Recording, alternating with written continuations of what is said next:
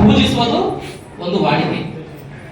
ಆದರೆ ಮಗನನ್ನೇ ಜೀವ ಎತ್ಕೊಂಡಂತ ತಾಯಿ ತನ್ನ ಕಣ್ಣೆದುರುಗಡೆ ಮಗು ಕಾಣೆಯಾದಾಗ ಆ ಮಗುನೊಂದು ಮಣ್ಣಲ್ಲಿ ಆ ಒಂದು ಬಿತ್ತೋದಿದೆಯಲ್ಲ, ಆ ಒಂದು ಮಣ್ಣು ಹಾಕ ನೀವು ಆ ಒಂದು ಕಣ್ಣೀರಿನಲ್ಲಿ ನಾವು ಬದುಕೋದಿದೆಯಲ್ಲ, ಆ ನೋವು, ಆ ಒಂದು ಹತಾಶಯ, ಆ ಒಂದು ಒಂದು ಏನಂತಾರೆ ಅದಕ್ಕೊಂದು ಬೇರೆ ಹೆಸರಿಲ್ಲ ಅನ್ಬೋದು.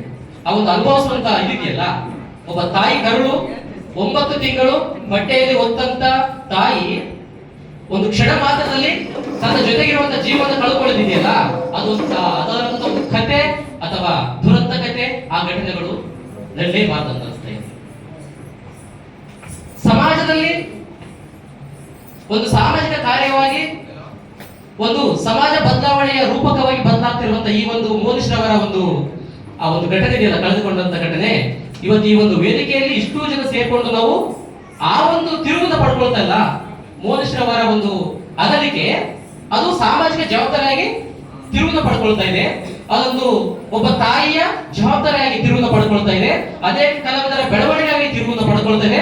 ಅನೇಕ ನಟರನ್ನು, ಸಮಾಜ ಸೇವಕರನ್ನು, ಚಿಕ್ಕ ಮಕ್ಕಳನ್ನು ಪ್ರೋತ್ಸಾಹಿಸುವ ಮೂಲಕ ಇವರು ಒಂದು ಟ್ರಸ್ಟ್ ಓಪನ್ ಮಾಡಿಕೊಂಡು ಅನೇಕ ಪ್ರಶಸ್ತಿಗಳನ್ನು ಕೊಡ್ತಾ, ಮಕ್ಕಳಿಗೆ ಶಿಕ್ಷಣ ಓದಲಿಕ್ಕೆ ಪುಸ್ತಕಗಳನ್ನು ಕೊಡ್ತಾ, ಅನೇಕ ಬಡವರಿಗೆ ವಸ್ತ್ರಗಳನ್ನ ವಿತರಣೆ ಮಾಡ್ತಾ, ಒಂದು ಅನ್ನದಾನ ಮಾಡ್ತಾ, ಆಶ್ರಮಗಳಲ್ಲಿ ಸಮಾಜ ಸೇವೆಯನ್ನು ಮಾಡ್ತಾ, ಹೀಗೆ ಒಂದಿಷ್ಟು ಕೆಲಸಗಳ ಮುಖಾಂತರ ತನ್ನ ಒಂದು ಮಗನನ್ನು ಉಳಿಸಿಕೊಳ್ಳುವ ಪ್ರಯತ್ನದಲ್ಲಿ ಇವತ್ತು ಶ್ರೀಮತಿ ಗೀತಾ ರೆಡ್ಡಿ ಅವರು ಮಾಡಿದ್ದಾರೆ.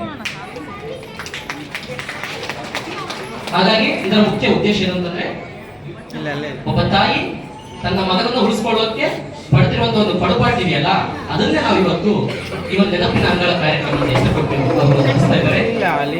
ಇವತ್ತು ಈ ಕಾರ್ಯಕ್ರಮದಲ್ಲಿ ಒಂದು ಪ್ರಶಸ್ತಿ ಪುರಸ್ಕೃತರು ಅವರು ಒಂದು ಪ್ರತಿ ಮನೆ ಕೂಡ ಮೋದಿಶ್ರೀ ಅವರು ತಲುಪ್ತಾ ಇದ್ದಾರೆ. ಒಂದು ಸಾಮಾಜಿಕ ಒಂದು ಬದಲಾವಣೆಯಾಗಿ ಅವರು ಇವತ್ತು ಬೆಳವಣಿಗೆ ಆಗ್ತಿದ್ದಾರೆ. ಹಾಗಾಗಿ ಈ ಒಂದು ನಮ್ಮ ನಡುವೆ ಇರುವಂತ, ನಮ್ಮ ಮಧ್ಯೆ ಇರುವಂತ ಯುವ ಕನಸುಗಾರ ಮೋನಿಶ್ರವರ ನೆನಪುಗಳು ನಮ್ಮನ್ನೆಲ್ಲ ಸದಾ ಇರಲಿ, ನಮ್ಮ ಎದೆಯಲ್ಲಿ ಸದಾ ಹಸಿರಾಗಿರ್ಲಿ ಅಂತ ಹೇಳ್ತಾ, ಈ ಒಂದು ಆಶಯ ಏನಿದೆಯಲ್ಲ, ಸಮಾಜಕ್ಕೆ ನಮ್ಮಿಂದ ಒಂದು ಬದಲಾವಣೆ ತರೋಣ, ನಾವು ಜನಕ್ಕೆ ಸಹಾಯ ಮಾಡೋಣ, ನನ್ನ ಮಗನನ್ನ ಉಳಿಸ್ಕೊಳ್ಳುವಂತ ಪ್ರಯತ್ನ ಮಾಡೋಣ ಅಂತ ಒಂದು ಆಶೆ ಇದೆಯಲ್ಲ, ಅದಕ್ಕಾಗಿ ಇವತ್ತು ಗೀತಾ ರೆಡ್ಡಿ ಅವರಿಗೆ ನಮ್ಮ ಎಲ್ಲರ ಪರವಾಗಿ ಕೃತಜ್ಞತೆ ತಿಳಿಸ್ತಾ ಈ ಒಂದು ಆಶಯ ನುಡಿಗಳನ್ನ ವಿರಮಿಸ್ತಿದ್ದೇನೆ. ಧನ್ಯವಾದಗಳು.